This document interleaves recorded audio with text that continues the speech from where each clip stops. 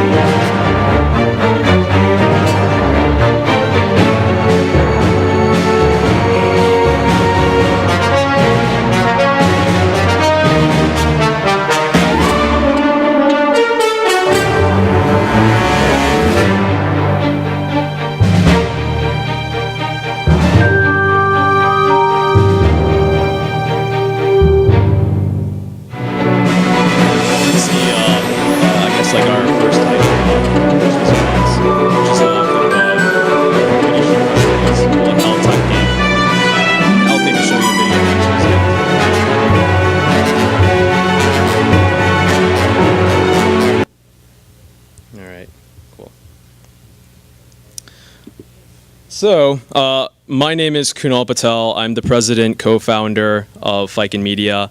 But really, when you have an indie studio and a startup in general, titles don't mean that much because you are also the garbage man. You're also everything else. Like, you have to do every little thing you can. But a title doesn't really do much other than just give you more work. So, what do I do? The thing is, whether you are a fry clerk or you're a senior level designer, you're going to have to do work that's not part of your job description. And pretty much you have to be a jack of all trades. And so, that's the thing to keep in mind. For our studio, we're completely self-funded. We started from scratch, from nothing. We didn't take any outside funding. And, that was definitely a tough road. So, the thing is, how do you start a studio without any money? We didn't have really rich parents or anything like that. We decided not to sell drugs, do anything like that. So, but we had a dream. My co-founder and I met in college.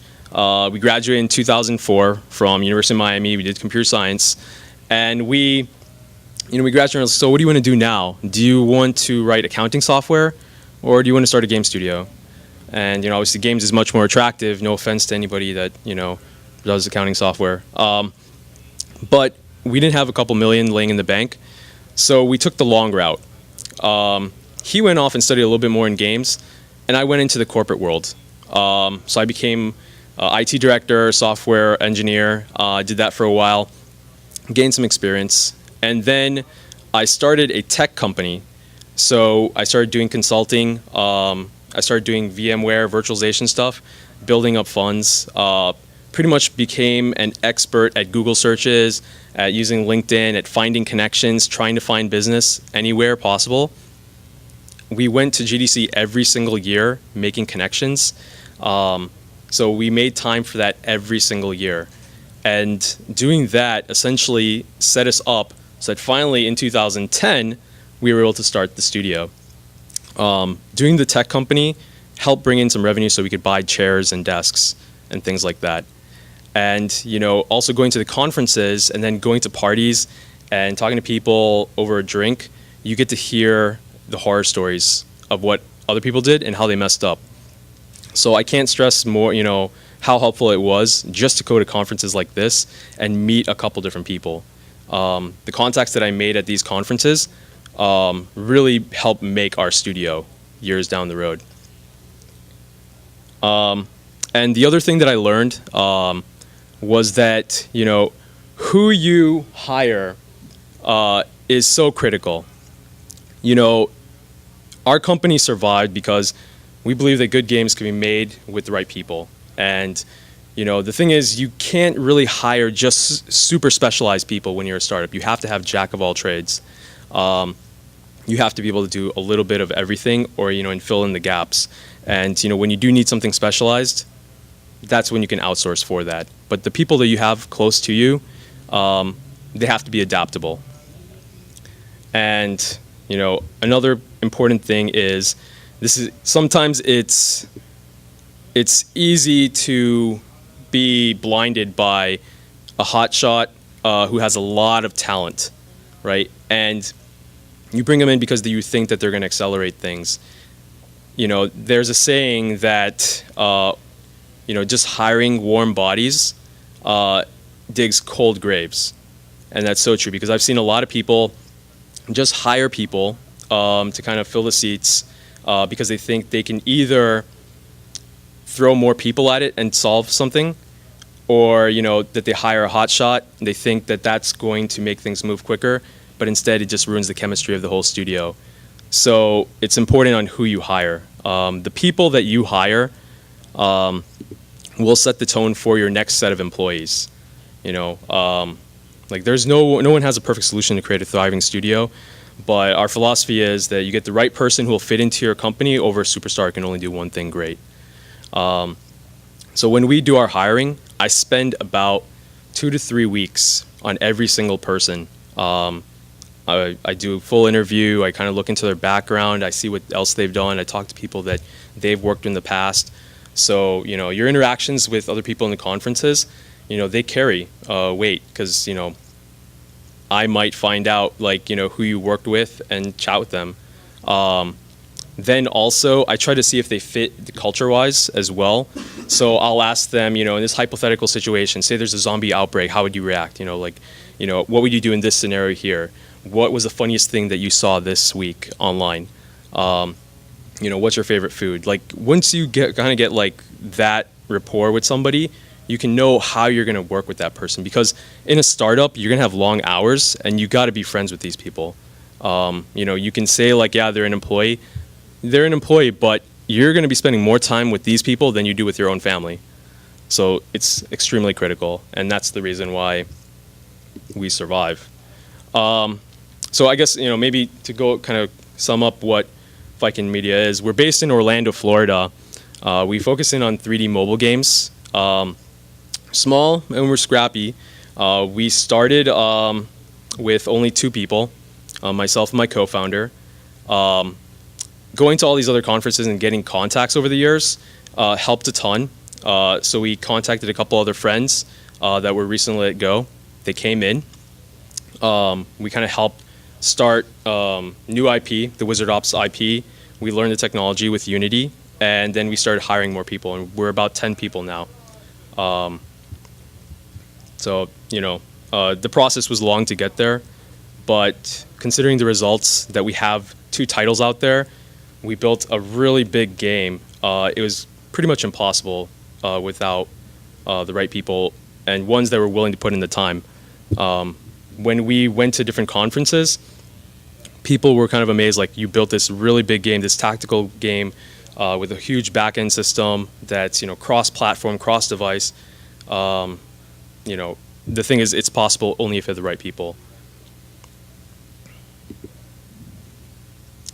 So yeah, in late 2011, we released Wizard Ops Chapter 1. It took us about, I'd say, 9 months to release that game.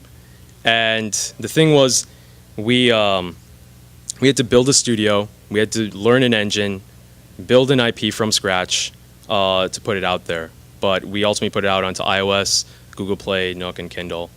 And the thing with that that helped us survive, as well as, again, you have to be really scrappy. You have to be really good at Google searches and LinkedIn. We were debating, okay, so we know how to make art, we know how to make, we can do programming, we can do music, we can do all these things. And then we came down to sound effects. And we thought, okay, we'll just get like, a stock CD or something. And this is a common thing we do. Like, we set aside some time every day just to kind of hang out on the sofa, bullshit, like, hey, what's new? So we were just debating this, and we thought, hey, remember that guy from Police Academy and Spaceballs? Guy who did all those sound effects, the one cop? And they're like, yeah, I remember that guy. Whatever happened to him? His name was Michael Winslow. And, we thought, oh, we'll just never, that'd be cool, but whatever, he's probably in LA or something. So I actually started researching into it. And I started finding different contact numbers. I started calling all of them because I thought, you know what? It would be kind of crazy if he did all the sound effects for our game. And I reached out. I ended up reaching his wife. And after I convinced her that I wasn't crazy, like, hey, I actually do have a game studio, she's like, okay, yeah. So she passed it over to Michael Winslow. And he was like, hey, I love games. And then, coincidentally, it turned out that he lived in Orlando as well.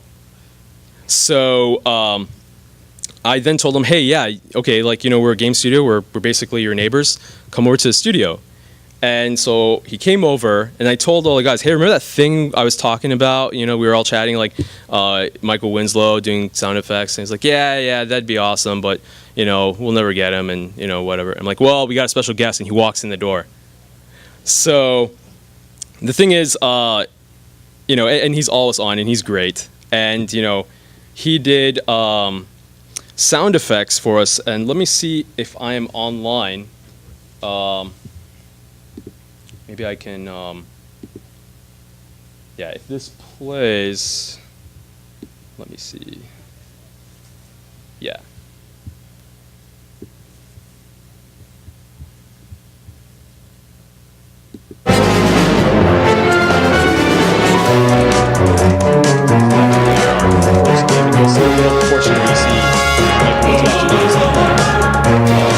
Every single noise you hear in this game comes out of his mouth. Like, absolutely.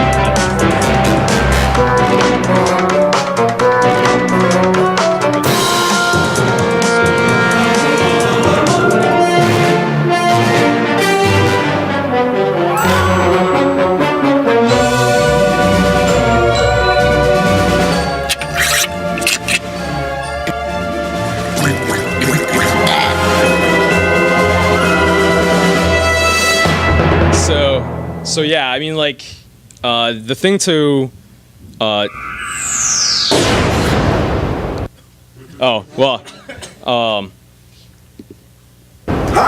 Michael Winslow from Police Academy 1 for Infinity and Spaceballs with Mel Brooks.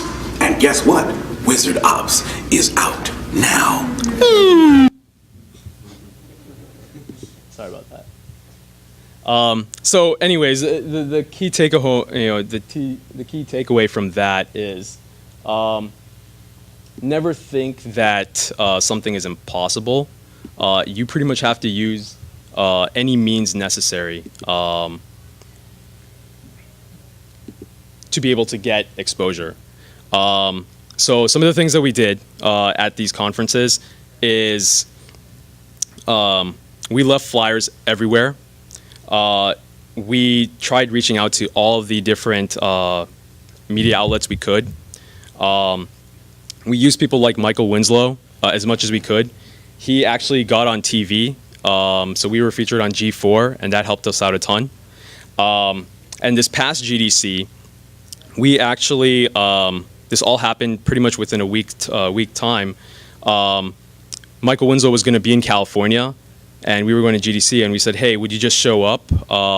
and check it out? And he said, yeah, he'll do it. And then it also turned out that a friend of ours said, hey, your characters are kind of cool, and I never told you this before, but I make puppets. And then when he told us that, I was like, oh, all right, well, awesome. Then he made a puppet for our character, and I'll show you a little video of that too. But pretty much we got that puppet overnighted to us. Michael Winslow showed up, and then we contacted IGN, and then IGN said, wait a second, so you have a Muppet, you have Michael Winslow, and your indie studio. All right, we'll put you on Up at Noon, and we'll feature it. So like the entire show, like Michael Winslow was there, and he was talking about our game and everything. So towards the very end, I'll show you guys that little clip. So ultimately, we made this game, Wizard Ops Tactics. It's an asynchronous multi-platform, fully configurable tactics style game. We did pass and play, which lets 2 people play on a device, and also multiplayer like PvP. And we have 2 different modes with that. So there's the Words with Friends style, where you can move people, do different attacks, and then they make their turn maybe a couple hours later. Then we have lightning rounds, so you can play with a live player, and each person gets 45 seconds to 90 seconds to make their move, and then it goes back to the other person back and forth until you win. And this number, 140,000, with our next update will be 250,000 different combinations. Because like when you can customize the characters, their weapons, their formations, doing all the permutations and things, it turned out you can customize, pretty heavily. It is cross-device, cross-platform, so you can play on iOS against Android. You could start your game on an Android phone and finish it on an iPad. And ultimately, we're going to get to other platforms, so you'll be able to play across any device. So what our plans are, definitely more platforms. BlackBerry is here, Windows is here. If we can get to all these other things, people will pretty much be able to play on any platform. And the plus side with that is, if any one particular platform like increases in the number of users, well, all the other platforms users also increase as well, because now you can allow any of the people from other platforms to play against each other. So that helps you out overall. And it also helps in that we can play, I guess, around the world as well. And I think that was it. So you can find more stuff about us at facebook.com/Phyken Media or facebook.com/WizardOps, or our main website, Phyken Media. If you ever will have any questions on something specific that we did, like how we found money or how we got a hold of like press or media, or how we got exposure, like I'd be happy to share that. And let's see if I can show you this is when we actually got around there. So how did you make that transition? Because this isn't your first game you've worked on. Oh, I've done some cursory things, some stuff for Hanna-Barbera, and a couple of small Disney things, and there's been some cursory things, but this is the first real game, where we had layers and layers and layers and hundreds of sound. 3-day period. So this is 400 or 500 noises. Who knows? We knew that Michael was going to be in town. I lost track. Our friend who made a So puppet how did they come? decided, Did they just come to you and say we have and this then great idea for you? Or you walked into one day and said, "Hey, I'm Michael Winslow. Here's what I want to and we make." just had to push it. I wish I could do that. But they came to me and they said, "Listen, we have something that really not limited by format. Nice. Not anymore." And Ew. your turn. No, watch the camera. Go ahead. Do it again. This is the strangest interview ever. But at which point, hold it behind you. At which point, go. No. You don't steal Michael over here. Find out who he is. I think this is the character. This is. Hello, I am the wizard. Red Fire I Wizard. think Call he me. thought he was off camera. Wiz, yo. So What's up, his lad? mouth or anything. What up, yo? Hello, as I live and breathe, Wiz. Hey. Good to see you, man. Shut up! Sir, you had questions about him. What about me then? What's your game all about? What kind of game is it? It's not what you think. Nothing to do with sex. That's what I'm thinking about. This is a game, a challenge. Shall we fly through the air? Shall we have fun? Then you'll do it on Wizard Ops. Ready? Yeah. Backpack.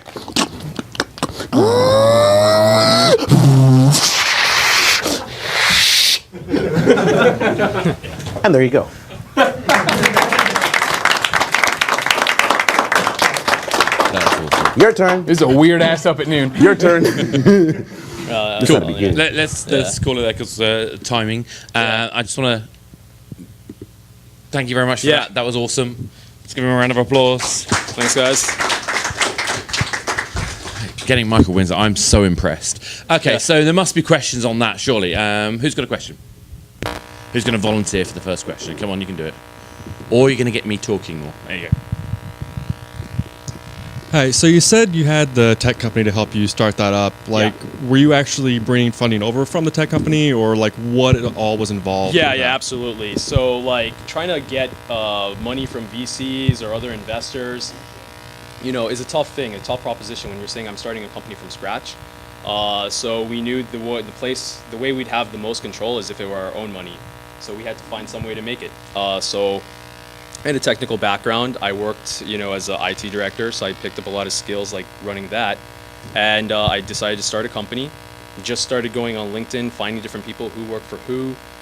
Just looked at different companies out there. I drove up and down the street just to find what are all these different companies.